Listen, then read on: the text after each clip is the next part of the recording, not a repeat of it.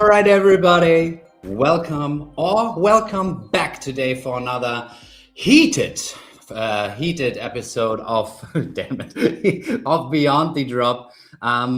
We will have a really cool guest on in a couple of minutes. Will, the CEO from Digitoys, will join us today. But first of all, Josh, my friend, welcome. How is your start to the day so far? A little bit of a slow start for me, but that's because we had a long weekend, got lots of work done. So no, looking forward to today's episode. It's been a while since we've seen Will, so should get lots of info from him, see what he's been up to, and then we're gonna get right into things, just because, as Jan mentioned, Will's gonna be joining us in maybe not a few minutes, but 15. So just to make sure we have enough time to cover some posts here, we're gonna get right into the community stuff, and then we'll hop into the interview. Jan, you ready? Yes, sir.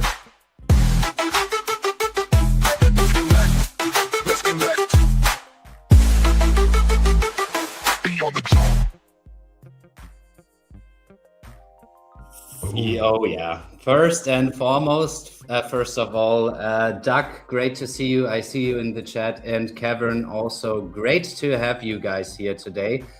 I mean, that's the perfect post to start, isn't it? In terms of I figured.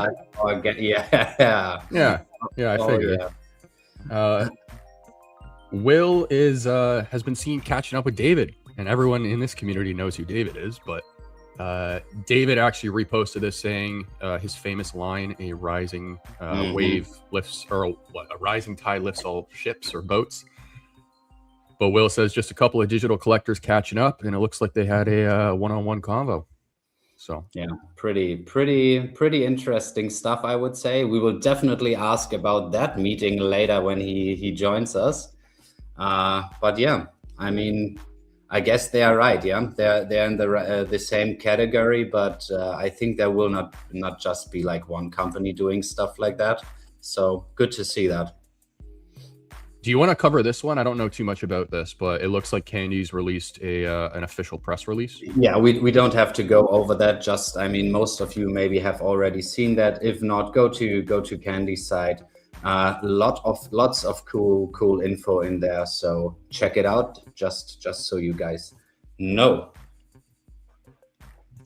All right, so let's cover some of these clips from last week. Jan and I put out a little challenge where if somebody clips a little section of last week's show, then that enters you for the giveaway.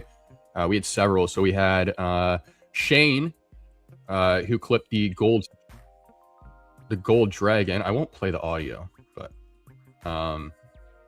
it seems like there was a few people who actually found out about this through the show last week. Yeah, so that was pretty cool. So cool stuff. You've mentioned it. I've seen Ferryman, one of my collector friends from Germany. He found out about it and was like, "Hey, where can I apply for that one?" Because like obviously he's a huge collector and he definitely has a few of these in his collection. So yeah, I'm surprised he didn't know about it. Isn't he like level 100? Yeah. He's normally like well connected, but I think that's such a specific thing for such a specific collectible. But yeah, great to see that he got the value from finding out about it. Yeah. And we did also get confirmation they're still doing it, which is good. Yes, some people thought they might have stopped, so shout out to Shane for that one. That's pretty cool. I mean, they done it since 2022. I mean, that's commitment. I think that was, and correct me if I'm wrong, I believe that was the first ever community OMI utility, I think. To be fair, I can't really add anything valuable because I didn't even know about that group beforehand. So yeah, can't really say. Rob clipped a little section of Dr. Fuse's space. And shout out to Rob, because Rob's a newer content creator in the community. Or at least he's newer to making content. And he's been doing some late night streams around 10 p.m. So if you guys are in the Eastern Standard Time Zone, 10 p.m. But yeah, I really appreciate you, man. We also had Wes put out a couple. He did this during the show. Some of the speculation some of the speculation on the Disney and VeVe collaboration, and then also another one of the spaces we went through. Little garage automotive space. But Wes right now, I'd probably give him the crown for clipping in the community. So yeah, shout out to him for doing this. I mean, he has two. He clipped 2 clips, so he has 2 entries today. So maybe he will lead that contest as a winner. Do you want to spin it now, or do you want to spin it after? I think we can spin it now because, guys, before we do so, we already see Will popped here in the chat on our end. So we will soon bring him up on stage. But what's pretty cool today is like the fact we need your help to make those, I would say, informations from our interviews, etc., a little bit more seen. And that's why we also will do that kind of giveaway this week. So whatever section of the show you guys like the most, just clip it, publish it on X, tag Josh, tag Will, tag myself, so we can see those little clips. That also gives us like a, I would say, a good feeling what you guys appreciate most about the show. And the cool part is Will agreed to give away 1 digital collectible, 1 Digitoy to someone who clips at least once 20 seconds clip. And as I said, guys, like last week, in a raffle format. So you can put out 5 clips in totals for 5 entries, or just 1. And then you only have 1 spin or 1 ticket to win here. But yeah, just so you guys are aware. But Josh, are you ready to pull up the Wheel of Fortune from last week so we can see who won last week's prizes? Let's do this. And guys, obviously, when we pull Will up, we've prepared some questions here so that we have like a general. Oh, who is it? Is it Wes? No. I've never seen this wheel before. This is a new one. Yeah, I made that. Yes, congratulations to Video Shane on that one. Thanks, buddy, for clipping. And yeah, I will reach out. You won a digital collectible last week, sponsored by VeVe. And yeah, guys, I think now it's clear how you guys can win a Digitoy this week. So yeah, Josh, do you want to run the logo intro, and then I'll put us into the interview setup? Yes, let's do so.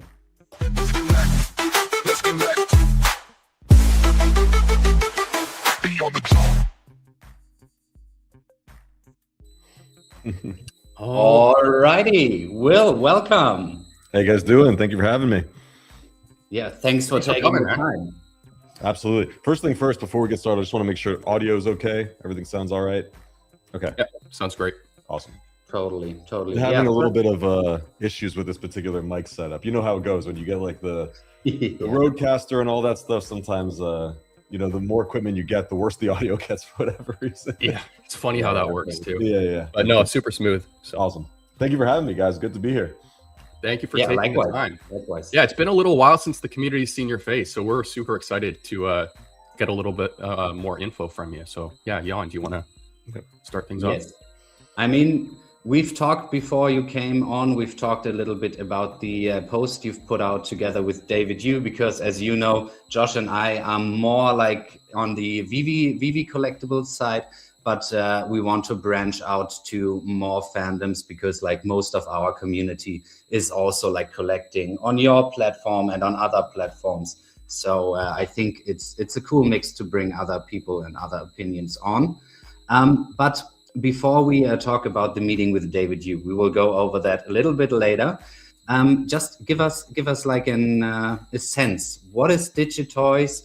Why did Digitoys come to life, and how is like the company involved over the last couple of years to today? Sure, absolutely happy to get into all that. So basically, this whole thing started off as a side project between my daughter Victoria and I. I had just sold my last company in 2017, and during that acquisition, was just spending more time at home, or after the acquisition, was spending more time at home, spending time with the kids. My daughter was really into these things called LOL surprise toys. I don't know if you know what those are, but I don't. they were one of the hottest toys in the world for about 5 years in a row. Basically, they're little blind box, little balls that you buy at, the local store for 20, 30 bucks. You know what I'm talking about now? Yeah. Yeah. I've seen those. And inside is a random plastic toy. There's some accessories and whatnot. And this became like a viral sensation. My daughter was absolutely obsessed with the stuff. And I just kind of got curious, as like a consumer entrepreneur, like what about this product makes you love it so much? And, one of the things I noticed was that she would buy these toys. She'd open them up. She'd love the unboxing experience. That was her favorite part, was the unboxing experience. Yeah. But then when she got the toys open, they would just collect dust in the corner. She wouldn't really play with them anymore. But what was fascinating to me was that because it was such a popular toy, every physical toy company and manufacturer copied the blind box surprise unboxing model.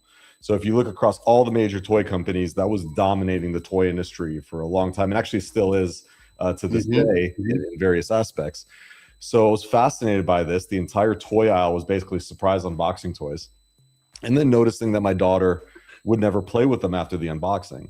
So she had the idea. She said, "Dad, wouldn't it?" Because after she would unbox the toys, she would, of course, like most kids these days, they'd grab their iPads, spend time on their iPads and their devices. They're growing up in a digital world. And she was like, "Dad, what would be cool if I could actually have the toys on my iPad and I can unbox them here, but then I could play with them in different ways." And I thought that's a really interesting idea. At the same time, this was around 2017, 2018, a venture capitalist that I follow, Fred Wilson, who I admire deeply, early investor in Twitter, Tumblr, a number of other companies, states that he's investing in a new company called Dapper Labs. And here's this thing called an NFT. And here's Crypto Kitty. And this was around 2017. Yeah. He's like, "Don't laugh. This is my Crypto Kitty, but NFTs are going to be a big deal one day." Yeah. And for me, the idea of digital ownership across the entire internet was a fascinating concept, because we've had, in some ways, digital ownership in some ways on things like domain names. Like if you had a rare domain name in the early 2000s, like, like pools.com or like, whatever, like weather.com, that was a valuable piece of internet property that you owned. You had a domain registrar that said you owned it, you bought it at this date, you could sell it for a price. And what NFTs represented to me was allowing the same level of ownership to everything else on the internet. And I thought that is so cool, because I grew up as a trading card collector. I grew up as a comic book collector. I grew up playing video games. And the idea that like we could have that like trading card collectible style of like ownership, but then apply it to video games and JPEGs and 3D files and all these things and movies and anything you want. I was like, this is the next phase of the internet, is the ownable digital web.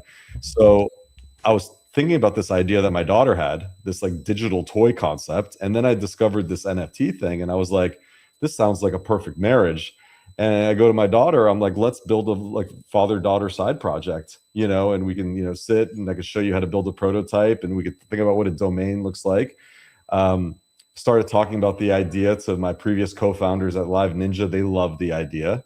We started actively like making it a side project. And from there, we started just building it. Me and three other guys, me, Emilio, Freddie, and Alfonso.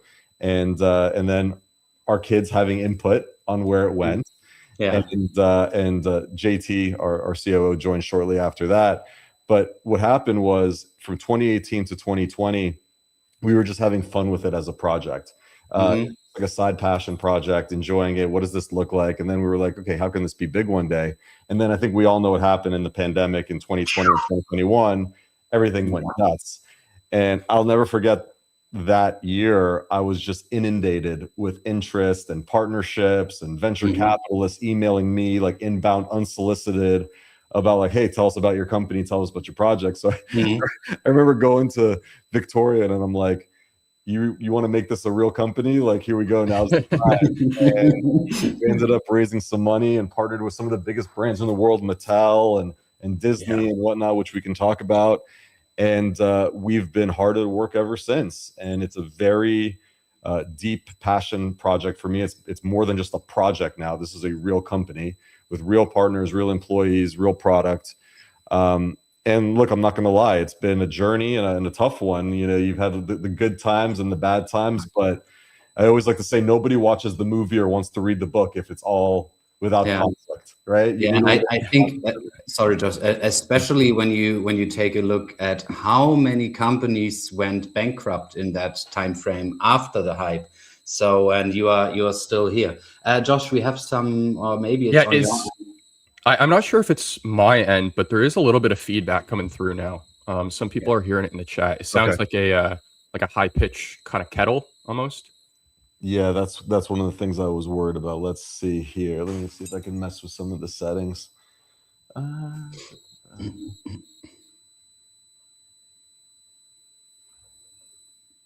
Is it a little bit better now? I'm going to turn the gain down a little bit. If not, yeah, I'm not even sure what's causing that. Let me switch to the studio thing here. Okay. Oh, now is that better? Yeah, it's gone now. Okay, sweet. Yeah, awesome. Yeah. So first and foremost, I think you guys do a great job and great feedback by your daughter with the unboxing animation. That is something we VeVe folks wait a couple of years now to get stuff like that. Yep. But you've mentioned like the big partnerships you've had.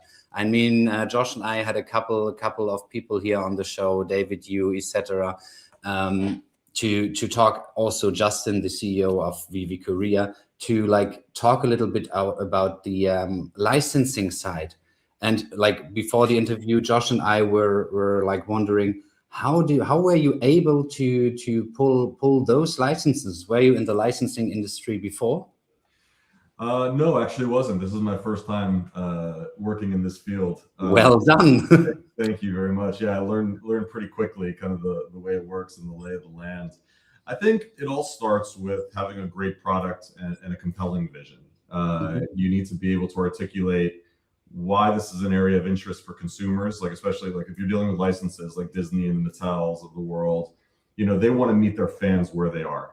They want to innovate. They want to do things that have never been done before. And they're kind of like, how are we building for the next, like, you know, not just year, but maybe the next decade of fandom and where things are going. So first of all, like, you know, I think technology plays a huge role in it. What is technology enabling that allows us to meet our fans in new and creative ways? And then how is your product differentiated in the market? And is there like a unique angle? Because a lot of these companies have big licensing deals that existed for decades. So like, for example, plush, you know, some of these companies have plush deals where they license out their IP to plush manufacturers and toy companies. And those are long established relationships and deals, right? That, not to say you couldn't get in that space if you wanted to, but you need a unique angle and type of flavor to it. When you come with a new category, which is like digital toys and digital collectibles, and what is like the subsector of what you're doing that's very novel, it becomes a very interesting conversation for both parties. It's not one side pitching the other. It's both sides saying like, well, what can we build together that will enable us to, like, you know, create more opportunities for fans to engage with their favorite IP. Yeah. Then you learn it, once that's table stakes. It starts with that. You have to start there. And then you learn what the mechanics of a licensing deal looks like: revenue shares, licensing fees, all these different things, distribution. But yeah, you just start reaching out. You know, you'd be surprised. Sure, introductions in your network help, but you'd be surprised just how a cold email, a well-written cold email to these licensors can resonate.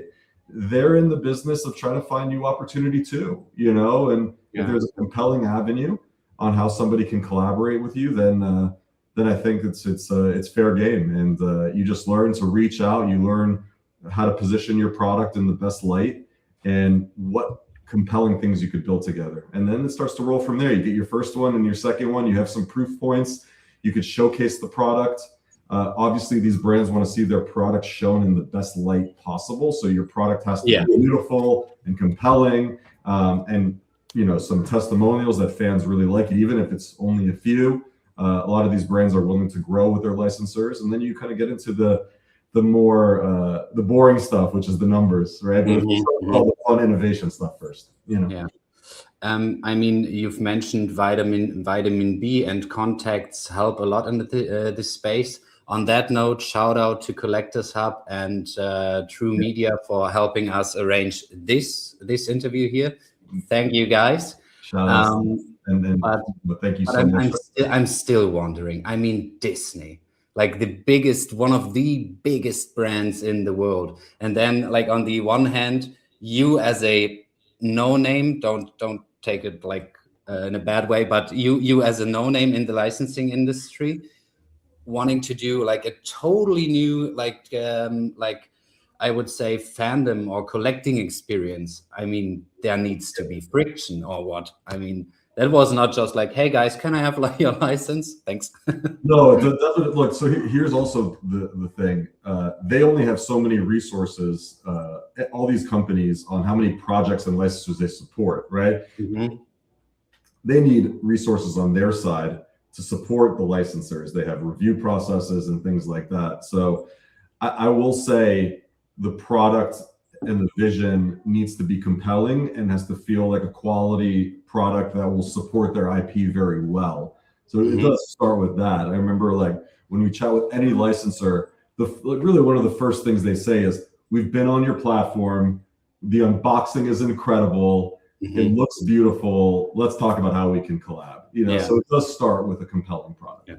And then a little high five to your daughter after they said unboxing was banger. Yeah, I'll tell you, she reminds me again, like she's 13 now. It's been a journey. But yeah, she's in 5 years she'll be 18, and then maybe she takes over as CEO. So I got 5 years to really prove myself here. Yeah. So she's still a little bit in the daily process, or like. I show them everything. So like I have 3 kids now. So Victoria, Kevin, and Tyler, and different ages, 13, 12, and 5. And I run everything by them. They have all the alpha. I mean, that's nice. The real secret. If you're looking for alpha, you shouldn't be interviewing me. You should probably put them in the seat and be like, what has your dad shown you? They're the executive team. That's funny. Totally.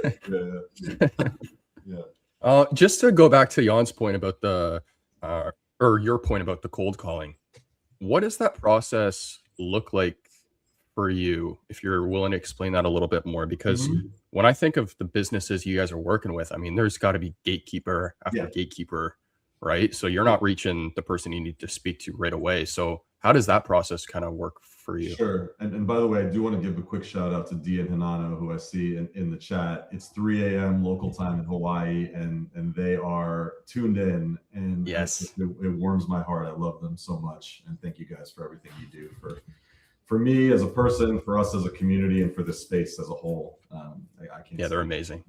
100%. Yeah.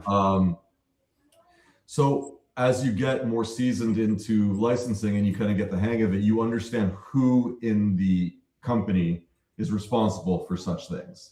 You can do some research and go through LinkedIn.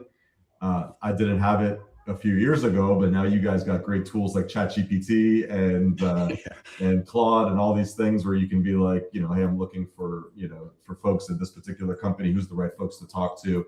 You can search LinkedIn. You can message them directly. Not to say that always works, but look, when you're in entrepreneurship, it's a numbers game, and you got to shoot 100 shots and you get a couple hits, Right. But you start to understand what is the position that's responsible for licensing, who to reach out to, have a compelling story and a compelling narrative, and just try. And, you try different avenues, always respectfully.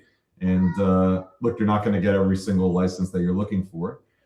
I also think, there is a little bit of maybe a misnomer where you want to try to get every license you possibly can. I actually don't think that that's smart business on your side as a company. I think it's better to do fewer deals really, really well than tons of deals and just kind of spread yourself thin. Now, some companies, like I want to say, like shout outs to Funko, right? Funko created a incredible business with almost every license in the world under its belt, right? But that happens at a certain position when Funko knows that there's repeatable business models to take on these licensors and really scale to millions of people, and they had that critical mass. We've had a lot of opportunities here at Digitoys that we've had to turn down licenses and say, sorry, not right now. We'd love to work with you, but let's circle back in 6 months. Because frankly, we want to get these first licensors really, situated well with product market fit. We want to do a great job there and then expand out, because all you really have is your time and your focus and your energy. And if that's spread out amongst so many, then you really have to make sure you're picking your spots correctly. So it's a bit of a give and take, but you start to get the hang of it, and you start to learn what is the right IP, the right deals, the right partnerships for your company, and you start to go after that. What might be right for Digitoys might not be right for McFarlane, might not be right for VeVe. They're very different products and flavors. And what's right for us or VeVe or McFarlane or Candy might not be right for a physical toy company. So, you really got to know your business and know your customer really well. Very difficult in a fast changing industry like collecting digital toys on Web3. But that's part of the fun. It's uncharted territory. We're learning together, So your way to go is nail it, then scale it, kind of. Yeah, that's and I mean, you don't want to disappoint licensors like Disney or Star Wars. So totally, you get that. But you've mentioned crypto now a couple of times. I mean, I remember the times where Digitoys was not Digitoys but Cryptoys. So why did you change the name? So why did you put crypto out of the name and went over to digital? Yeah, it's a great question. So I think, look, first of all, love the name Cryptoys. I'll always have fondness for that. So the reality was we were dealing with two very different sets of consumers. We dealt with the Web3 consumer and the Web2 consumer trying to grow the business. So we would market on YouTube, we would market on Instagram, we would market to fans of the IP. Now, we like it or not, there's still a stigma outside of Web3 with the word NFT and the word crypto. Really unfortunate, because we love this space. We love NFTs. We love blockchain. We love crypto. We love everything about it.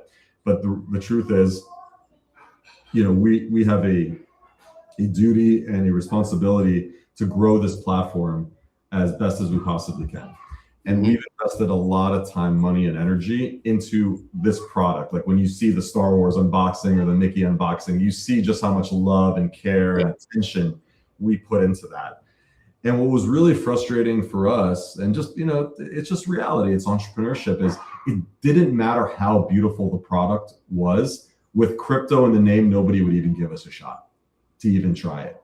Okay. Prejudgment. It was prejudgment. And that was disheartening for sure. And there were a few people that we spoke to, they saw it and they were like, you know what, sorry, crypto NFT is not for me. I reached out personally and be like, can you just try the product? I'll give it a try. They bought one, they loved it, they kept coming back for more. But they just, even those, they're like, man, the product's so great, but does it have to have crypto in the name? Because I want to tell my cousin about it, but I can't even approach him about it if it's crypto in the name. And we just kept dealing with this over and over and over. And I was starting to feel like I'm doing a disservice to everyone around me if I'm not positioning this product and platform and company in the best possible way. So it was clear that a rebrand was necessary, as disheartening as that was, because I love the name. It was a name that we came up with together, me and my daughter, and it was just like a ton of fun. But the writing was on the wall. So we trademarked the name Digitoys actually a few years ago, just to have in our back pocket in case we really needed it. And it just became evident that we were going to have to make that switch. I'm lucky because I happen to love the name Digitoys just as much as I love the name Cryptoys. I think Digitoys is a phenomenal name, and I enjoy it. Now it's great, because when it was Cryptoys, I would have to explain to people for a while what it is. It's it's crypto, it's digital toy and all this stuff. Digitoy is actually the description's in the name, digital toys, you know? So I already can start to get it a little bit quicker. So that's the real reason behind the name switch, is we wanted to put the product, the company, the community in the best position to succeed here. And that's why we went through the rebrand. Yeah, totally get it. Josh, any takes on that? Or it kind of just has me thinking, like, I guess it just depends on what kind of business you're in nowadays. But I was having a conversation a couple weeks ago with somebody in marketing who was telling me how branding doesn't matter anymore, because they brought up examples of like a barbershop where, you know, a local barbershop could literally just have the name barbershop as the name and they'll still get customers. But I guess in this instance, like you're talking about how customers almost wouldn't even walk through your door because of the name. It's like the complete opposite. So. It's a real challenge that the industry is trying to solve together. You know, we actually met up. There was a lot of founders in Miami for Consensus and Solana Accelerate, and we met up at the Pudgy Penguins office. Luca Net's got a bunch of like the founders of the NFT space together, and we talked about this unfortunate stigma that exists in the industry and how we have to like work together to overcome that. And that is something that we're working very, very hard on as a collective, all different founders from all different kinds of companies, on how we can grow this pie together. I think that's also a misnomer that a lot of people have, is everybody thinks that like all the platforms compete against each other. As you saw, David and I just linked up in Las Vegas. We're all talking about how we each do our own individual part to grow the pie, to grow the market together, right? It's really important. We have very different products and very different customers that we're looking to target and looking to bring on and introduce to the world of digital collectibles. So it's very much a collective. There's like it's almost like an unspoken alliance in everybody in the web. Yeah. Can you walk us through that a little bit more? What you've mentioned there, with like we have different companies, different products, different avatars. What is like the avatar you see for Cryptoys? Because I mean, you've mentioned you made it for your daughter and particular kids, as I understood it correctly, or more in that direction. But we also see a lot of people from our community who are grown-up collectors collect that stuff as well. So what's like the avatar you're looking for? Yeah, I mean, look, the kidult area is fast growing, and that's really the main focus for us right now. Most of our users are adults. You know, they are folks like us that enjoy digital collectibles and fun and unboxing. It's very much the Pokemon demographic these days that's enjoying our products. And look, we build products that we enjoy using ourselves. Like we don't know how to make a product that we don't feel is fun. You know, actually, Rick Rubin, you know, he says that's the best product you can make, is a product you think you yourself would love, and then thus there are other people that would love it. But really, what we want to do is we want to onboard the next generation of collectors, all ages. We're focused on an all ages type of platform. And really, if you look at a Venn diagram, you have the intersection of toys, collectibles, and gaming. Each of those is their own multi-billion-dollar market. And at the intersection of those three is Digitoys. So what we focused on from the get-go is making a incredible unboxing experience, incredible tactile feel for the collectibles. But then we really focused on making these all Unity-based assets that then could be able to be interacted with in different ways. Now, each licensor has their own unique restrictions and requirements on what you can do with collectibles, etc. That's part of the game. But we created a platform that allows the flexibility there, so we can satisfy each requirement from each licensor in unique and different ways. So for us, we're focused at the intersection of toys, gaming, and collectibles. And we're doing it. You're going to see this here in the coming months. We have a mobile app coming out, very mobile focused, very focused on like mobile play. Nice. Very inspired right now by Pokemon Pocket TCG. And if you've seen that app, that is a digital trading card app. It's all digital cards, unboxing and ripping digital packs. Very tactile. Like if you use that application, it feels like you're ripping physical packs. Like they nailed that. But that's how this space needs to grow. Like if we want people that love collecting physical toys to love collecting digital toys, or physical collectibles to love collecting digital collectibles. It needs to feel as tactile. Can't be 100% as tactile, as that's just the laws of physics, but it needs to feel good in your hand. It needs to feel responsive. It needs to feel fluid. And that's what we're really focused on with our mobile application and pushing the boundaries there. And I won't stop until that feel is really, really right.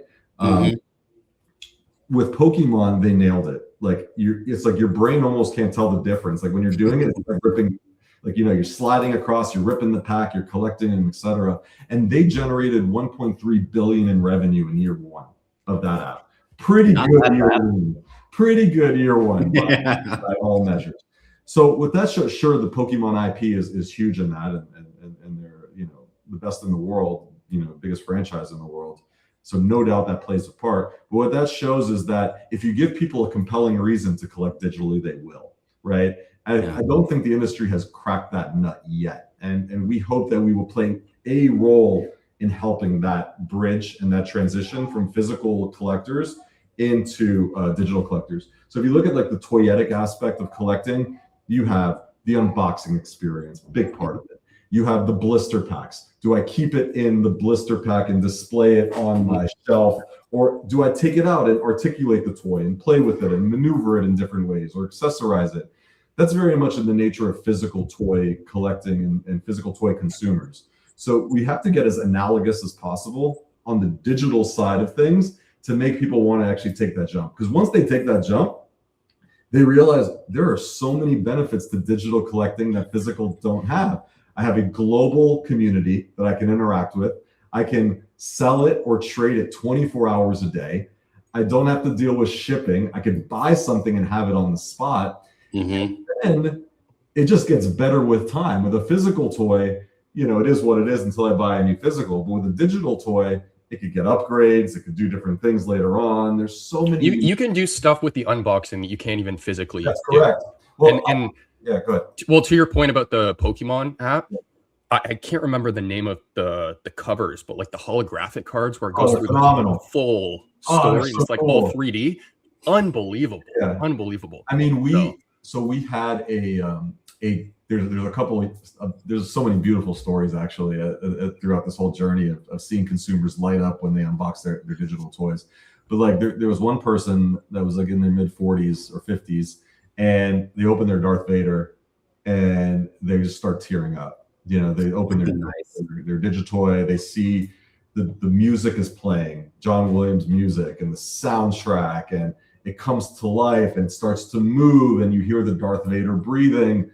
And, you know, you ask these people, like, what? I just want to hear what's making you emotional right now. It's like, you know, when I was, you know, a kid and I got my physical Darth Vader, you hold in your hand and you imagine all these things. You imagine the music when you're holding it. You imagine, you know, the Imperial March. You imagine Darth Vader going, you know, the breathing and that iconic sound.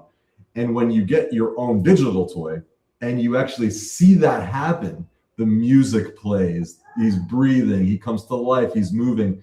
It does something viscerally to you, like emotionally. Like it's like it's happening. It's like what I envisioned as a kid is happening. So I'm convinced that if we get more people to take that leap of trying things for the first time, they're going to love it. The other example that I love is with Masters of the Universe, which is a old school IP that not a lot of kids are into these days. But a lot of folks our age, you know, we grew up and we saw He-Man and all this stuff. You know, there was a collector in particular. He has one of the most epic Masters of the Universe physical toy collections. Like if you're on a Zoom with him, you'll just see behind him is just like all Masters of the Universe figures, right?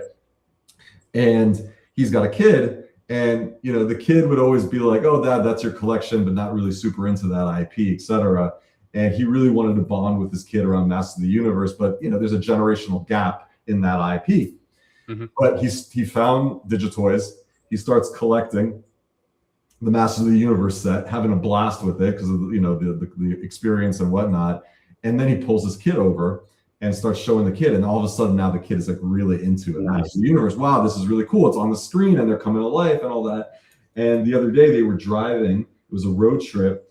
And he's driving, the kid's in the back seat, and he says, "Dad, can you pass the phone? I want to look at our collection together, our Masters of the Universe." And that's like he was like dumbfounded. He's like, "You want to look at our Masters of the Universe collection?" "Yeah, I want to see what we're missing." And that's like when it hits you. That's like the future of collecting. Like, awesome memories made there. That's correct, exactly. And it took a new format to really make that connection happen, right? Because kids are growing up in a different age, they're expecting different things. But I love that, and that's another special aspect about digital. Like you saw me playing on the marketing side. I tweeted this out just a few weeks ago. Apple, when they were trying to figure out how to market the iPod, they started off like, okay, there were so many MP3 players out there. It's like, okay, an MP3 player, or like this is a better version of the MP3 player, or a more convenient one. It doesn't do the skipping, etc. And then eventually they nailed the marketing when they came up with the tagline, iPod, 1,000 songs in your pocket.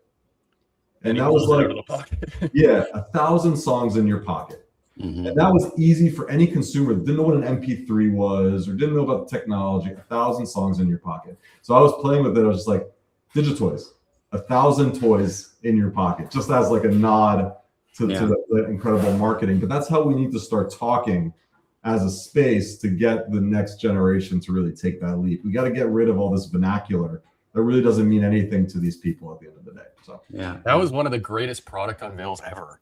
Is when Steve Jobs grabbed the iPod and he just he said the line and pulled it right out of his pocket like this. Yeah, and then the Nano, which was like the little mini pocket you pull up. No one uses. Exactly, that was a great moment. For sure. On the rebranding from Cryptoys to Digitoys, I have a few comments here over in my chat, and they are pretty happy with that rebranding because they say it's way clearer now, and you understand like what the product actually is even better.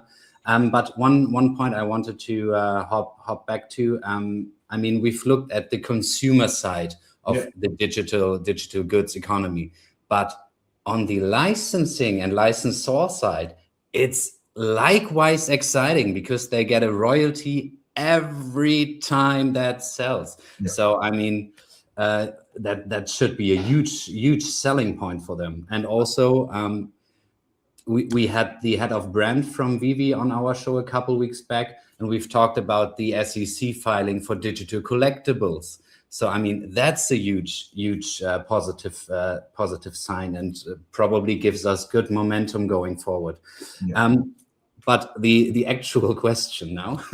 So what specifically differs you from, or your products from the products we see on VeVe? Like the unboxing, I mean, we have interactive stuff on VeVe as well, but where do you personally see like the biggest difference?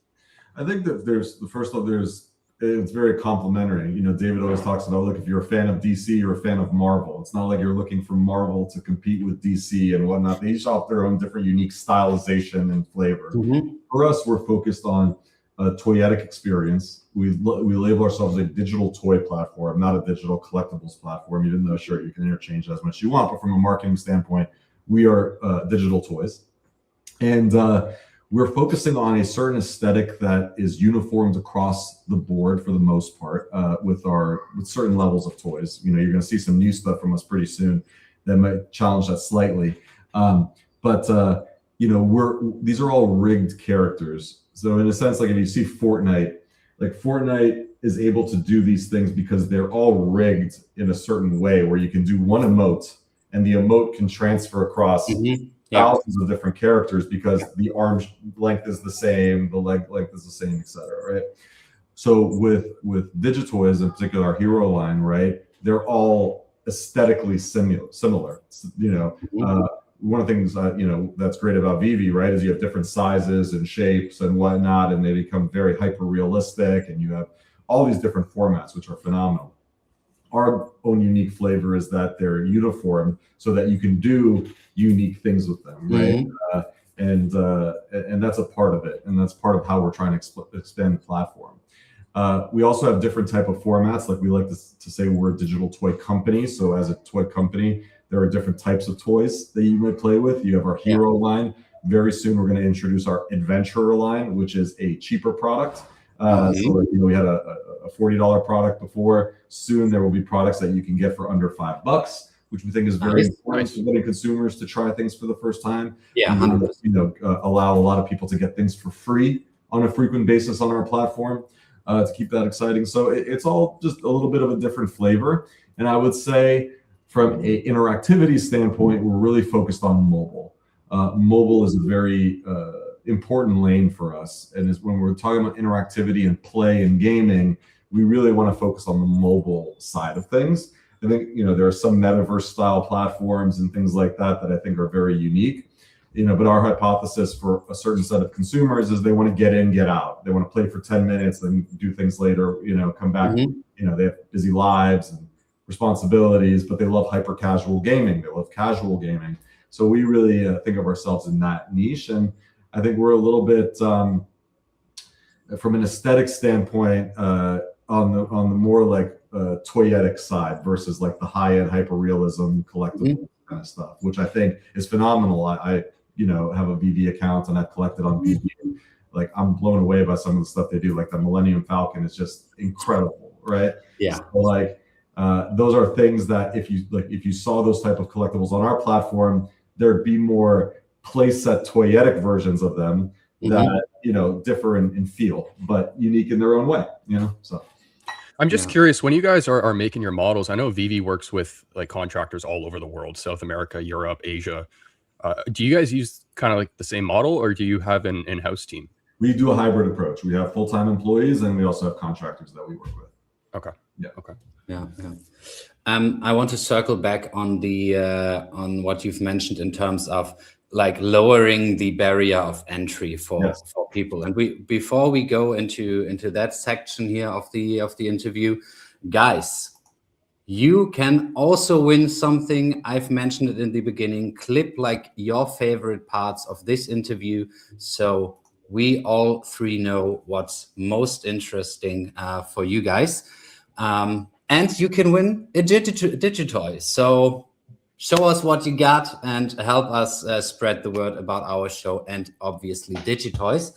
But I mean, on the VeVe side, we see they do like promotion more and more, because like the hurdle is like people actually getting it, that they are collecting something unique digital. So I think that approach really makes sense. Can you give us more info on that? I would say new vertical that's coming, or that more cheap product line? Absolutely. So we have 3 lines of products at Digitoys. We have the Hero line, which is the most premium product, and I'd say like, for example, if you look at that like Mandalorian right here, that is a metal Mandalorian, like that. Yeah, right there. So that's a metal Mandalorian, like that costs over $100. Like I got that at Comic-Con a couple of years ago, and that's a collector's piece. It's a high end. It's on the more premium side. However, you can buy high end Mandalorians like that, but you could also go to Target and get a $20 Mandalorian, right? Yeah.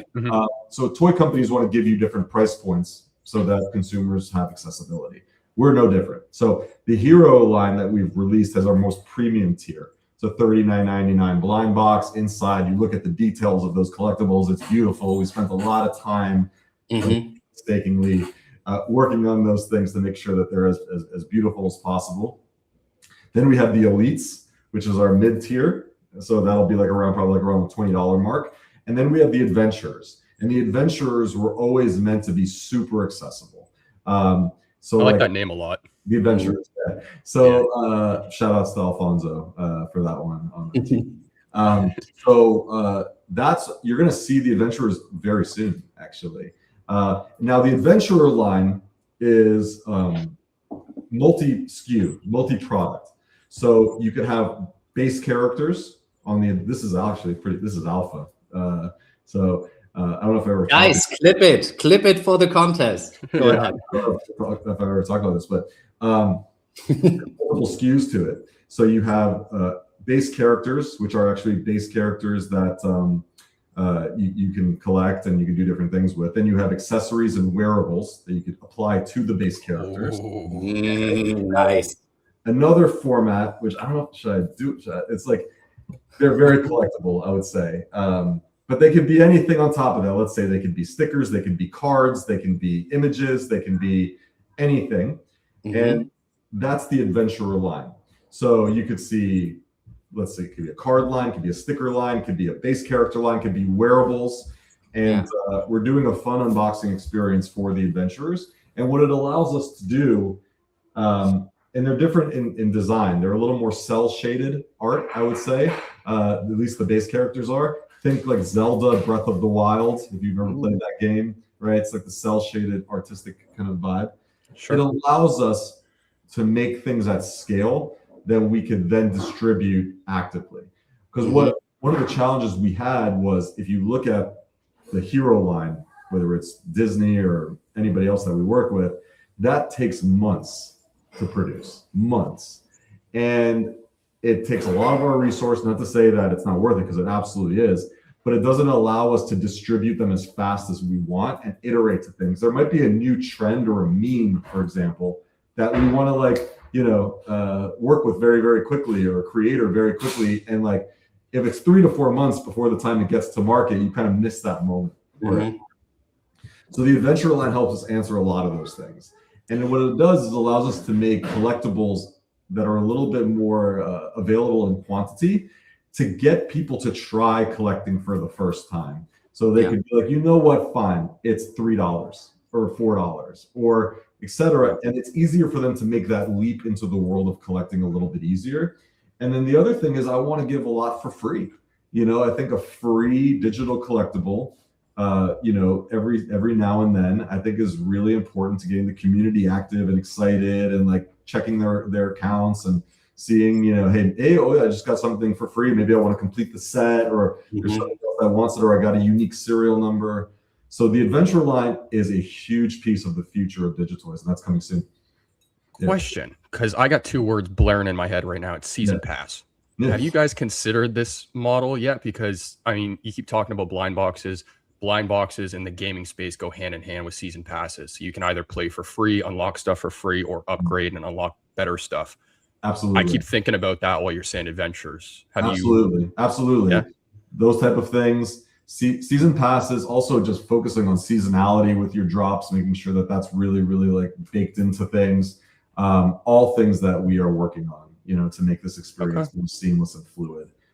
Very cool. We want to build a really strong community, like around folks that are focused on viral moments, on fandom, on in real life meetups, on digital there's a lot that we're doing. We want to do a lot of geolocation based stuff.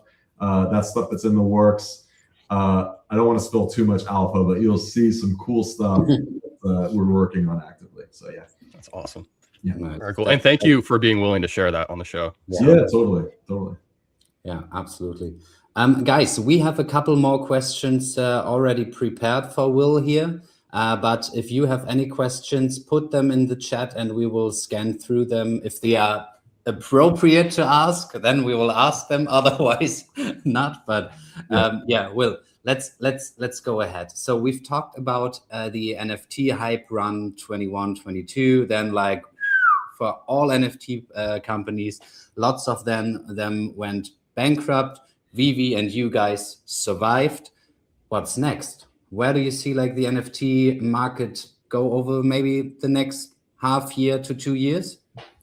I'm bullish. I'm very bullish on this space. I think we need to focus on making it more accessible for people. I think that's a big deal. I think we underestimate just how much one layer of friction changes the adoption process for a consumer that's finding something on Instagram or TikTok, and okay, fine, you got me. I'm clicking the link. I want to get but then here's this wallet sign up. What is this? You know what?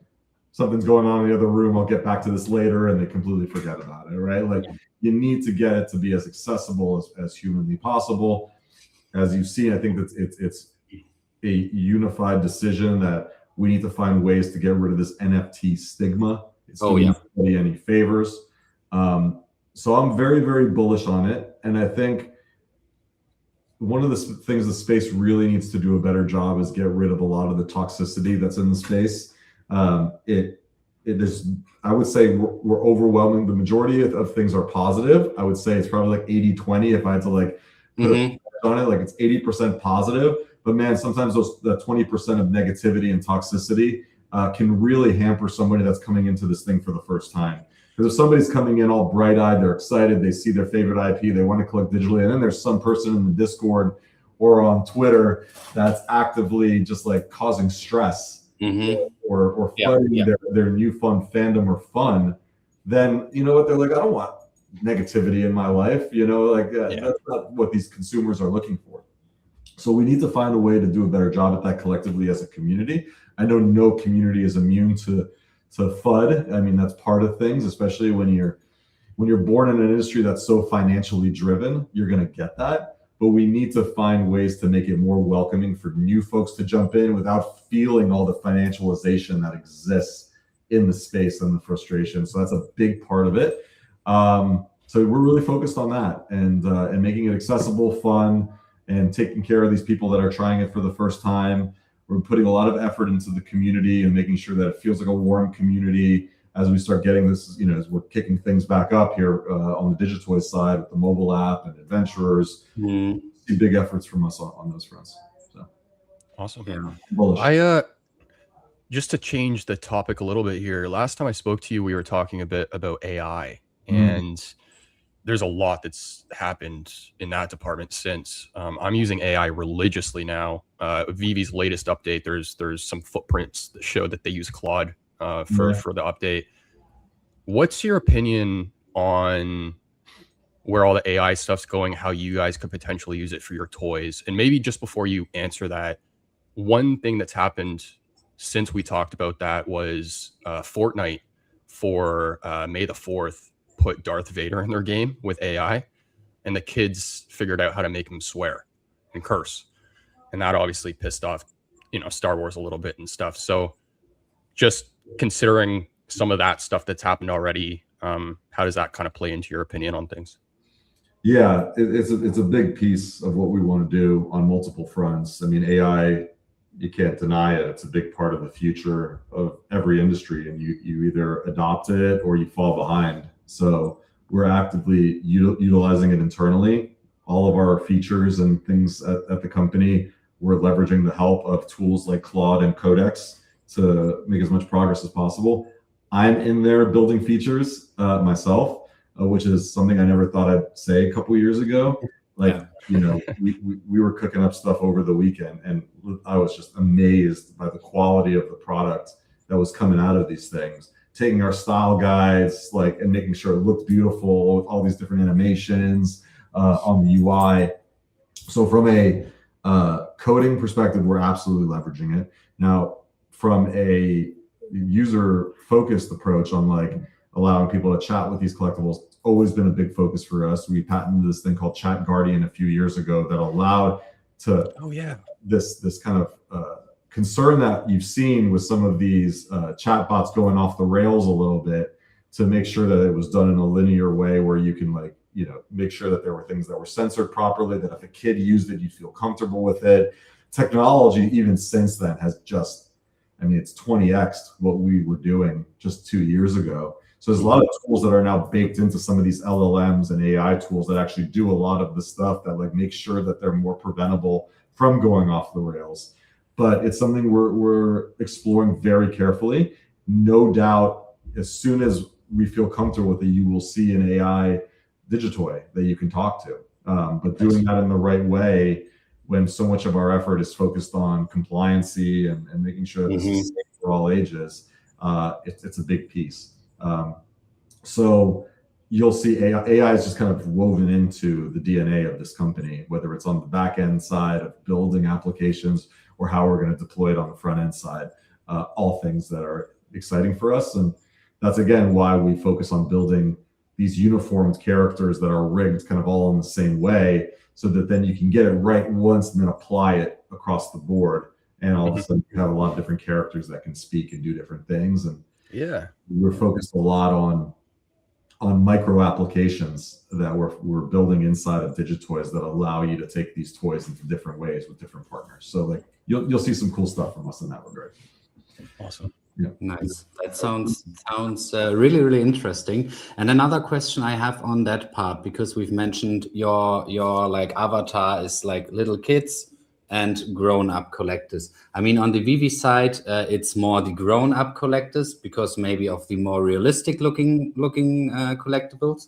But something that I've heard a couple of times now, also in my private friend group, like those. I mean, those box openings and also like ripping up like physical packs. Yeah. It's a little bit like, not a little bit. It's gambling in some kind of way here and there.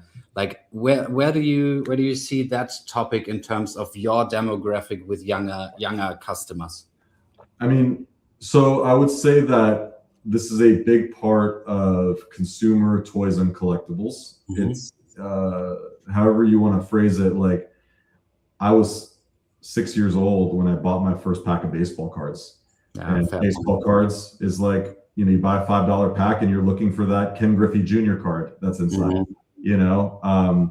and then you start to graduate into all different kinds of collectibles, and the blind box format has been a huge part of the collecting DNA ever since collectibles have become a thing. Ever since Cracker Jacks and cereal, you would get a random toy inside your cereal. Which toy are you getting? You're buying a Happy Meal at McDonald's. You're trying to collect all the different toys at the Happy Meal. Yep. Just bringing that layer of collecting into the digital side with those. That's what we focus on, and Yeah. I think you can look at it through different lenses. And I think on the aggressive side of things, you could say, could it be gambling? But in my opinion, it's no more gambling than like looking for the toy in a box of cereal, or back in the day, baseball cards came in bubble gum. There was like bubble gum and packs and things like that, where they're collectibles inside the gum packs, and they were looking for the rare ones and competing them there. So it's just, to me, woven in the foundation of collecting, and we want to do the best job on the digital side. Like, I love opening packs of cards as a kid. And I see, what we're doing as the digital version of that. I get a ton of joy, ripping digital Pokemon packs. I just enjoy the experience and the fun and the fandom, and it's a bonding experience with me and my kids. And we want to do the same thing, but toyetically. So that's how we look at it. Yeah, totally get it. Josh, a question on your side? Those are all the main ones on my end. Okay. Will, how long do we have you for? Just to make sure I'm we're good not. for a few more minutes. Yeah. Okay, nice.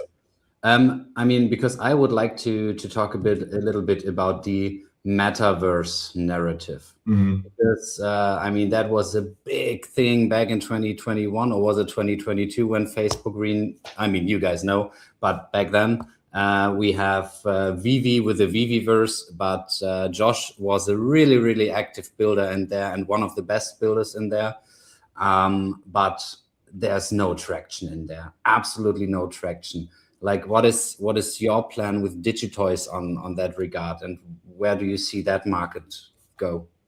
So I think it's for a very specific type of consumer. I think the metaverse model, and not to speak on one particular platform or the other, there's been tons of them, right?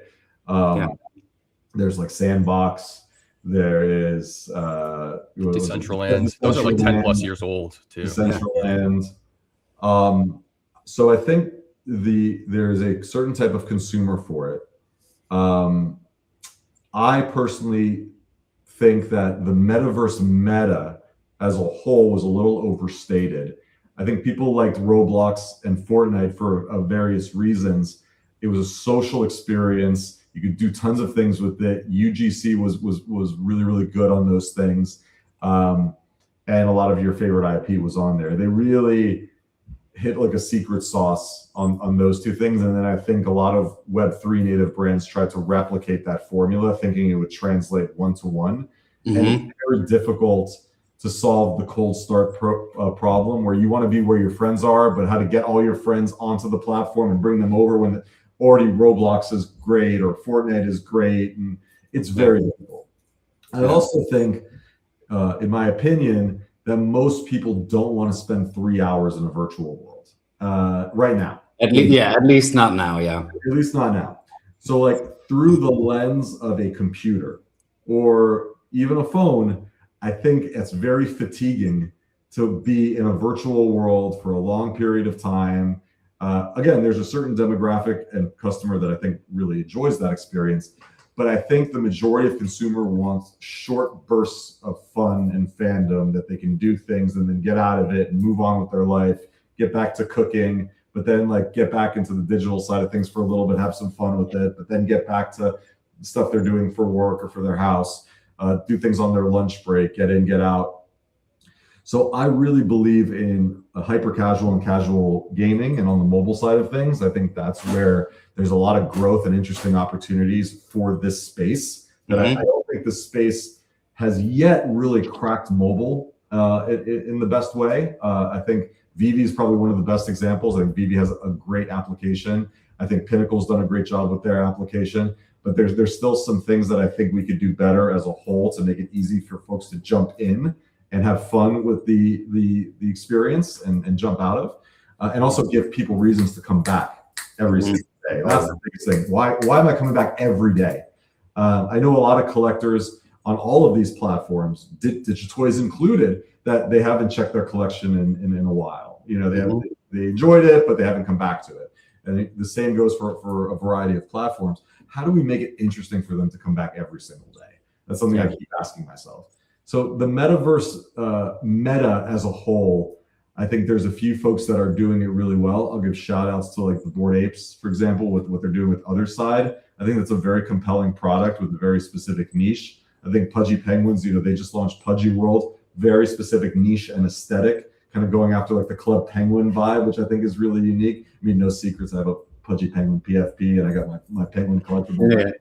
And I'm on Abstract, right? But I think those are very unique flavors that I think can do well over time. So you got to pick your niche and move forward with it. I think the generalist metaverse stuff is very hard when you have so many competing products in that sense. That's my I'm not even convinced that it's fully possible yet. I mean, if we compare it to something like a Ready Player One, not going that far, but connecting all these things, we're not there yet. Once, so like I think Apple Vision Pro was the closest thing we had to like showing us what high fidelity mixed reality looks like. Now the device did great out of the gate, but then sputtered. But it's a V1 product. These things are only going to get cheaper and better. That thing was $3,500. It was for a very specific early adopter type of audience. But as these things get better, and I think like lighter glasses, lighter wearables, I think Meta's doing a phenomenal job with their wearables that they're doing with Ray-Ban. You're seeing that adopted. The mixed reality. The mixed reality. As that gets better, I think you'll see stuff on the metaverse side really start to just be more accessible, because then it just feels like it's integrated into your daily life versus like I'm on a keyboard and a mouse and I'm staring at a screen and I'm sedentary and like it's different. It's a different kind of vibe and commitment versus like walking around and like all of a sudden there's a mixed reality type of metaverse style experience. So really catering to like shorter attention spans, because I have a VR headset and I used to film my videos in VR and I don't do that anymore. A large part of that has to do with like the commitment of getting the headset, plugging it in, setting it all up and doing all of that. I think the best, we'll get back to Pokemon. One of the best examples of the metaverse was Pokemon Go, because you had a mixed reality where digital infused with the physical world. It was lightweight where you could take your phone, but it gave you some of the coolest aspects of digital, but like mixed it into the real world. And I think that's what people are looking for when they think metaverse is this kind of like fusion between the physical world and the digital world. Like, you know, I've made this comparison a few times, but one of my favorite versions of the metaverse are very lightweight metaverses, like being on a Twitter space. One of my, that to me is a lightweight metaverse. Why? Because I'm walking my dog, I have my AirPods in, I'm on a stage with 300 people, I'm saying something to the 300 people, emojis are reacting, thumbs up, hearts, etc. To me, that's just lightweight metaverse. That is me going about my day connected to 300 people that are all over the world while I'm walking my dog. So I think right now what we're seeing is like lightweight versions of the metaverse like really do well, where like the heavier metaverses where you're like, I am just going to be in a digital world primarily, starting to struggle, but it's only going to get better from here. But that's kind of the thesis already right now, is that we're not there yet on the fully immersive side of the metaverse, barbell. So. Yeah. I had a question in my chat. Is Digitoys 18 plus or 16 plus or? To sign up for an account, you have to be, yes, but we are changing a few things, and we've worked on a bunch of things regarding guardian controls that allows a younger person to sign up. Nice. Different things. So stay tuned for that, because you'll be able to see lots of improvements on that side for us. Yeah, that's pretty cool. What can you give us before? I mean, we've said in the beginning we want to talk a little bit more about your catching up with David. But before we do so, is there like a particular IP you really want to have on board that you haven't gotten yet? And in terms of like the rarability, what is like the rarest Digitoy out there at the moment, or the one you like the most? So I'll say, I think everybody wants Pokemon on their platform. I think that's the obvious one. On all platforms. All platforms. Let's get Pokemon everywhere. I think that'll do a lot of great things for the space. I'd love to see Pokemon on Digitoys, on VeVe, on that would blew up this space. Like, I agree. We need the different flavors, and then all of a sudden people can try one flavor, go to the next platform, etc. Yeah. Some of the best collectibles. We have a one-of-one. Well, first off, you have to plug it right now. On Thursday, we're opening the vault for the remaining 2,000 units of our original IP, Zoofo Escape, which inside those 2,000 units, there are 3 one-of-one collectibles. So nice. Character. All gold. They look epic. Like they're absolutely beautiful. And we lowered the price to reward a lot of the folks that have supported us at full price. So we wanted to be accessible for people that have supported us before. So those are going to be some of the rarest, most sought after collectibles on the platform. And you have your chance at that this Thursday. It's golden ticket holders' first crack at it. You can get a golden ticket on the marketplace if you don't have it yet, but then also general public remaining units. If it's not sold out by then, we'll get it on the 30th. Those will be some of the rarest. Nice. Then there's a one-of-one Sorcerer's Apprentice Mickey that's out there. That's pretty epic. One-of-one. So I would say those would be the top ones. Nice. That's a hell of a character to have a one-on-one. Yeah, the Sorcerer's. Yeah, it's sick. It's sick. So yeah, I think those would be the top ones. And then you asked about my meeting with David. So I keep in touch with the CEOs and the co-founders of all of these major platforms. And again, it's very friendly between all of us because we all want the same thing. We all want the space to grow. It's really important that we all find our niche and help the collective space grow, because this is not a winner-take-all market. This is a market that will support multiple businesses and multiple platforms that, quite frankly, this, a lot of Digitoy users are VeVe users, and a lot of Candy users are VeVe and Digitoy users, and a lot of VeVe users buy Digitoys, and they buy Candy, and they buy Pinnacle, and they buy McFarlane, and there's all these things across the platforms that we support each other, and that's only going to happen if we create an onboard ramp for another 1 million people. The same thing's going to happen. They're going to try all these different platforms to see what they like best, and they'll enjoy multiple platforms at the same time. So we all are just trying to trade notes to figure out how we can collectively do this together, and explore what opportunities there are for collaboration. Maybe there are, maybe there aren't, but we're all people that are wired in a similar way. We're entrepreneurs that love the space. I think one of the traits of us as entrepreneurs is we are just crazy optimistic. We're optimistic people. We have an abundance mindset. It's not a scarcity mindset. It's an abundance mindset where we can all be successful. So we all try to, help each other out where we can. And, some of the topics of conversation whenever I meet with other founders. Yeah. I mean, that market has so much potential to grow that every company gets their piece of the pie. I'm pretty sure about that. But Josh? Nothing in particular, but I'm just curious, can you see my screen at the bottom of there, Will? The one that I'm sharing? I can't. No. I don't want to put it on screen because I didn't know if you would be okay with me showing this. It's just some behind the scenes work of the Star Wars environment and stuff that you guys have on the app. Is it cool if I showed that? On the app? Yeah, like your the unboxing environment for the Star Wars collectibles. If it's public, yeah, bring it up. Absolutely.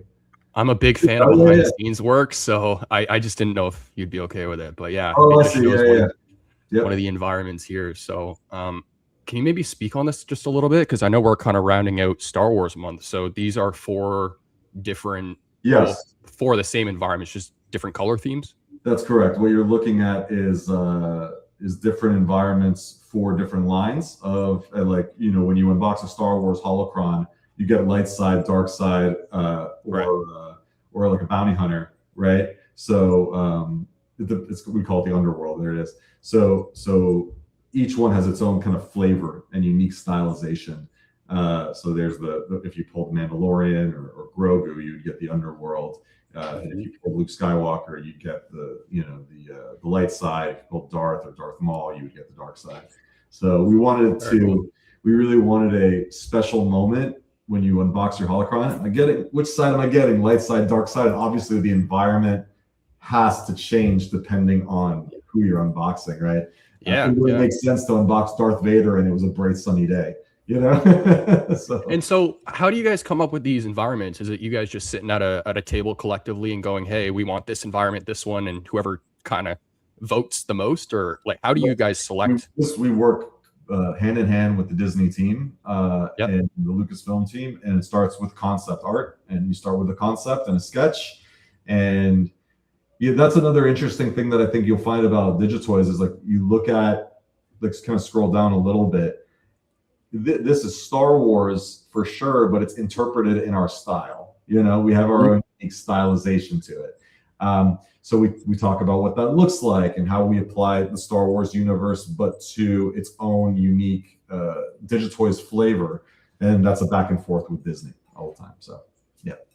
Very cool. Well, they're super crisp models. They look really nice. So yeah. The team is incredible. Yeah, awesome. I appreciate you letting us show that. Yeah.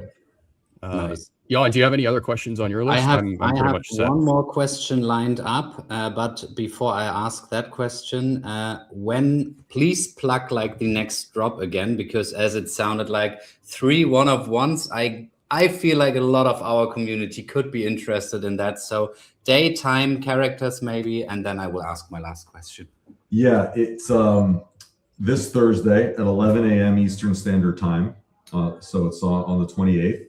And this is our OG collection. This is ZooFO Escape. These are our characters. They're our IP. The great thing about our IP is we can do whatever we want with them. Yeah. And, they have no limitations.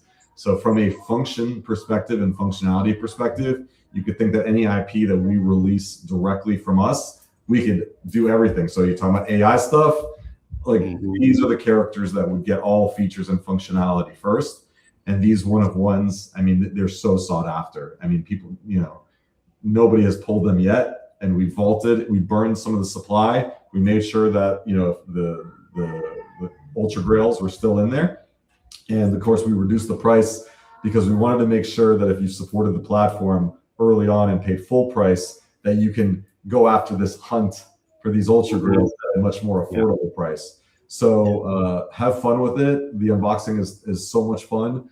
And I'm just really excited to see who pulls them. And it's not just the Ultra Grails, but the actual Grails themselves are beautiful. They glow in the dark. There's animated skins. So there's a shooting starlight that goes across the skins and comets and all this stuff. It is such a beautiful line. It's very nostalgic. So yeah, if you're into it, this is a fun drop that's happening this Thursday. And then we'll open up publicly on Friday. But I'm excited to see who pulls these one-of-ones for sure. Yeah. Biggest Bro is definitely hyped for the drop here. So yes. Awesome. I want to participate, in the drop, but of course I'm gonna stand back and let the community go after it. And I'm excited for sure. Nice. So my last question I would have is like, for someone who has never tried your products, the Digitoy products, or digital collecting in general, like why should a person try it out if they're like heard from their friend or whatever? Oh, it's a scam, because we get that a lot in the digital collecting space, even though we all know it's not that. But why should people try out your products or different digital collectible products? I think the first thing it needs to be is fun, right? It's like, have fun with it. Like, try it out. And are you enjoying this? If you're not, it's okay. Maybe it's not for you, but like, try it out. You got to make it accessible, right? Which we talked about, the price points and stuff. Try it out. If you're having fun, great. Dive deeper into it. And if not, it's okay. But try it. I think you can't knock something until you try it. And a lot of folks that have knocked NFTs and digital collectibles, they'll knock it without even trying it. Try out these different platforms. Participate in a VeVe drop. Participate in a Pinnacle drop. McFarlane, Candy, Digitoys. Try it out. See what flavor you like, and join the community. I think at the end of the day, the best thing about any collectible, whether it's digital or physical, is the community associated with it. That's why we enjoy collecting things. If there was no community around Pokemon, would it be Pokemon? If there was no community around the DC universe or Marvel, would it be the same, or Star Wars, right? Like, at the end of the day, we love what we love, but we love sharing it with other people. We love talking about things. We love discussing things. We love just shared interests that connect us, as a humanity. And I think that's one of the beautiful things about these platforms, is that they connect us. So I would say, try it, join a community, jump into the Discords, jump onto Twitter, and just start connecting with people. And you really get a sense for if you enjoy it or not. But I know I'm probably speaking for both of you. The community is what's keeping us here. I speak for myself to say that, right? Yeah, never experienced something like that before in my life. Right. It's the community at the end of the day that make us want to collect, that make us want to, participate. And that's what we got to do a better job of, is just continue showing up for the new entrants that join the space, and making it as warm and accessible as possible for them. So 100%. Yeah. Any other questions on your list, Jan? Nope. No? Well, Will, I got to say, man, I've always looked up to you. You're very inspiring. So I just want to say thank you for taking the time to come on the show. And just hang out with us. That means a lot. Thank you for saying that. And shout outs to you guys, for continuing to put out content and building the community and being active participants in the space. It's folks like you guys and everybody else in the community that's really helping us drive this space forward, get more adoption, get more eyeballs on it. So again, thank you guys for showing up each and every day, not just on your streams, but on Twitter and, in all the sub chats that we don't see and all these things. I mean, it makes a difference. So thank you guys. Yeah. Thank you. Anything on your end? Any question you would have for us or the community? Yeah, well, I would say to the community, please slide in my DMs and tell me what I could be doing better. I'm pretty responsive to DMs. I try to get back to all of them. If you DM me and I didn't, bump it up, and I'll look today and tomorrow. But I want to continually improve. If you haven't tried Digitoys yet, let me know why. Maybe there's something missing that I can work on. Maybe I can quickly Claude code up some stuff for you over the weekend that could make the experience a little bit better. But I'm just looking for feedback. I want to grow alongside you guys. I want to create better products so that the entire space can grow. And I'm very accessible. My DMs are open. So if you have any ideas for Digitoys, if you want to get more involved with Digitoys, if you think there are things that we could be doing better, please let me know, and I will do my best to improve on our side. So that's my ask. Awesome. Thanks for being here, man. Really appreciate that, as Josh said. Of course. Yeah. All right. If we don't, just to make sure, do you have any questions in your chat, Jan? I've read everything in mine. Yeah, me too. Just as I have good feedback, but no more questions here. Okay, awesome. Yeah. So we'll let you go here, but thanks again for taking the time, and you are more than welcome to come back on the show anytime. 100%. So if there's ever any news you want to push for Digitoys, let us know, and you can come on. So again, you guys got some alpha today, so after maybe we release some of the adventurous stuff. Now you have to. Yeah. We'll follow up. Yeah. Awesome. Cool. Enjoy your day. All right. Bye-bye. All right, thanks guys. See ya. Later. Bye. How was that?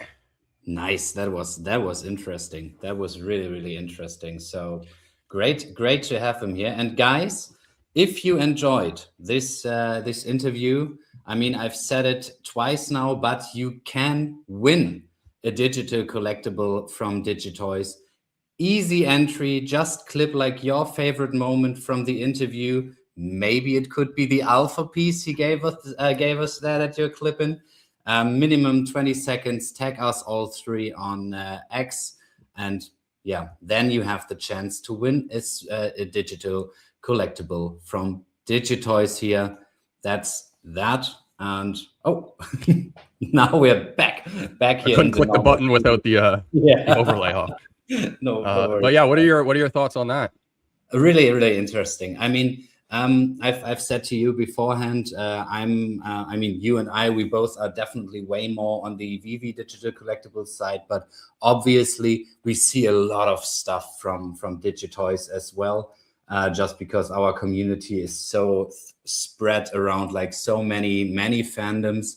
And I think what Will mentioned, the community part is just amazing.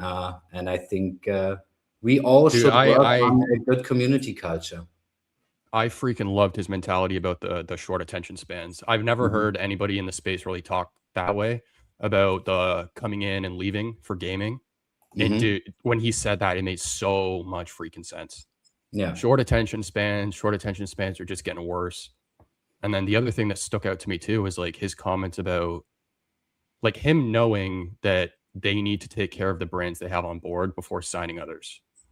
Yeah. And that hit too, because I've talked to licensors on VeVe who are pissed off, who think that they're being forgotten about and stuff.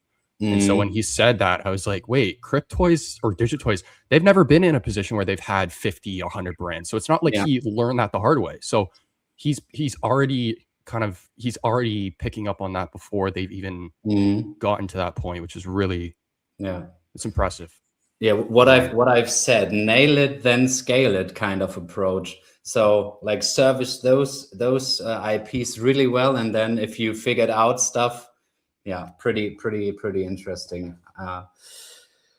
Benin here in my chat just joined. What did I miss? Oh, Benin, buddy, not really anything. Just like an hour-long interview with Will, the CEO of Digitoys. But buddy, you can look it back. Pretty interesting stuff in there, and gave like a good gave good insights into what Digitoys is up to. So yeah, really excited about the space overall. So that was pretty cool. One thing I think we should still cover is let's cover this VeVe app update. Are you down? 100%, buddy. 100%. Okay, let me share my screen here. Oh wait, wrong screen. Shoot.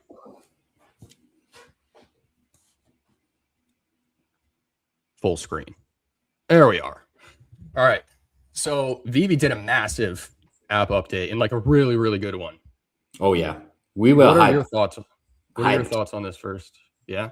Yeah, I think it's pretty cool that they are putting more attention to it, and also that you have so many different options to customize it.